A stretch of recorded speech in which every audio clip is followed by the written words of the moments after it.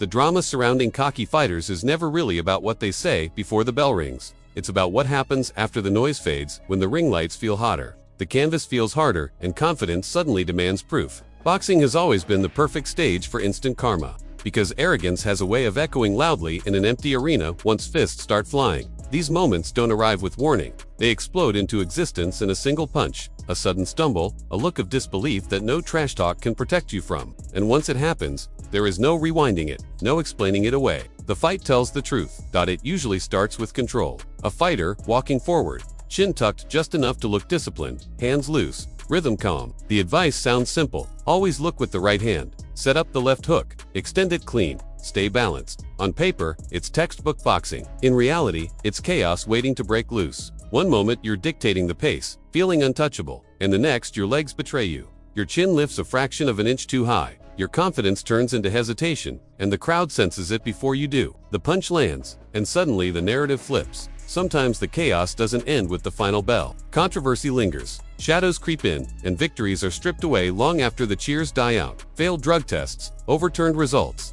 careers forever marked by an asterisk. Fans stop talking about the performance and start talking about character. They don't see skill anymore, they see shortcuts. They don't see greatness, they see betrayal. In boxing, reputation is as fragile as a jaw left unprotected. Then there are the fighters who believe the fight is already over before it truly begins. The ones who misread the moment, who hear the bell and think it's a formality rather than a warning. Ismail Selik learned that lesson the hard way. When the bell rang, there were no words left to say. Only the reality that blessing and will mean nothing if you underestimate the man standing across from you. Skills pay the bills, as fighters love to say, but arrogance spends them just as quickly. Few fighters embodied pre-fight theater quite like Adrien. For Broner, the buildup was a stage show, a performance meant to dominate headlines before dominating opponents. He mocked training methods, laughed at strength routines, dismissed preparation as pointless without talent. In his mind, December 14th was already written. Marcos Maidana was supposed to be another name on a growing list, another opponent who would fold once Broner decided it was time. He promised easy work, no excuses, full health, full credit. He even thanked God in advance, confident that the talent he'd been given would be more than enough.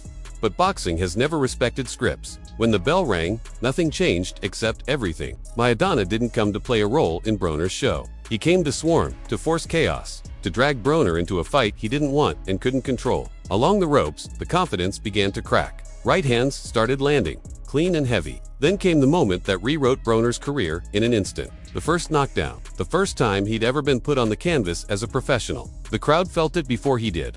That shift in energy when invincibility disappears.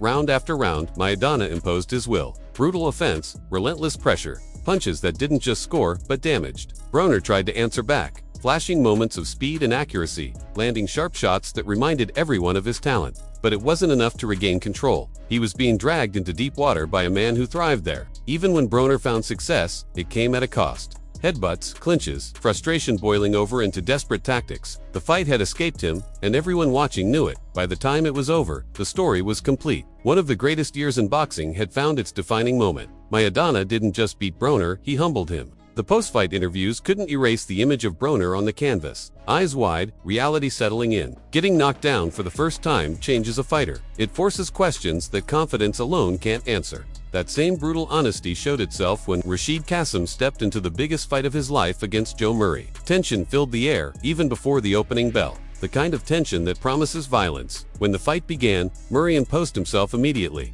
sharp and precise, forcing Cassim onto the back foot. It didn't take long before trouble arrived. A knockdown, then another, and another. Each right hand seemed to find its way through the guard, snapping heads back, stealing balance. Draining belief, Cassim tried to wrestle his way out, arguing with gravity itself, insisting it wasn't a knockdown as the canvas greeted him again. But punches don't negotiate. They don't care about excuses or protests. Round after round, Murray kept finding the target, wearing him down, exploiting gaps that never closed. By the sixth round, it only took one clean shot. Perfect timing, perfect placement, and the fight was over. All the tension, all the buildup, ended in a single moment of clarity. Too many gaps.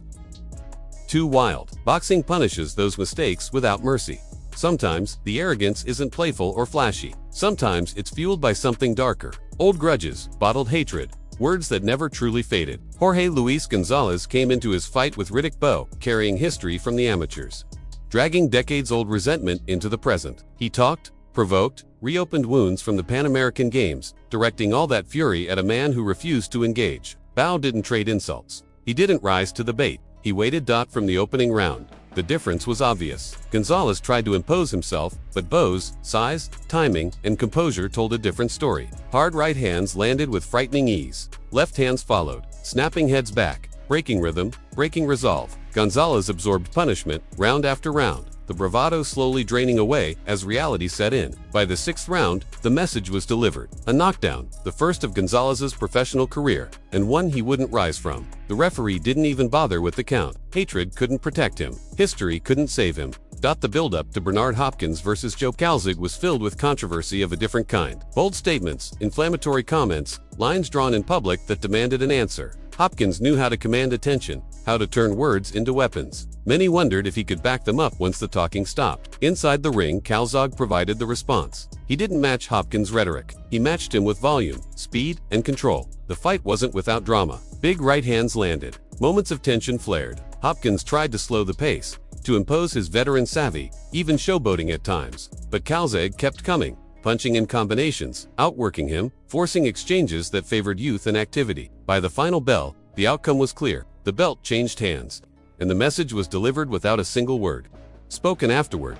Then there are the moments that end almost as soon as they begin. Tate tried to turn his moment into a joke, mocking Roy Jones Jr. before the fight, treating the occasion like entertainment rather than danger. The referee's warnings barely had time to echo before reality struck. From the opening exchanges, the difference was immediate. Jones' speed, timing, and precision were on full display. In the second round, one clean shot dropped Tate hard. He didn't want to get up. He didn't need to. The fight was over. The lesson delivered swiftly and without mercy. Overconfidence followed. Vic Darchinyan into his fight against Nonito Donaire as well. Unbeaten, dominant, dismissive, Donaire was treated like an afterthought, a little-known challenger who wouldn't last long. Early on, the signs were there. Darchinyan was getting hit more than usual, walking into shots, swinging wild, leaving himself open. Donaire stayed composed, patient, waiting. Then it came, a perfectly timed left hand in the 5th round. One punch that changed everything. Darchinyan lunged in, hands low, confidence exposed, and Donaire walked him straight into history. It was one of the knockouts of the year, if not the knockout of the year. A single moment that announced a new star and humbled an unbeaten champion. These are the moments boxing never forgets. The instant karma that arrives without warning, without apology. The sport doesn't care how loud you were at the press conference or how clever your insults sounded online. Once the bell rings, none of that matters. Only preparation, discipline, and respect survive under the lights. If you love seeing cocky fighters get humbled, if you appreciate the raw honesty of boxing when it strips away ego and leaves only truth, let me know what moments stood out to you the most. Drop your thoughts in the comments, share which knockout shocked you, and tell me which fighter learned the hardest lesson.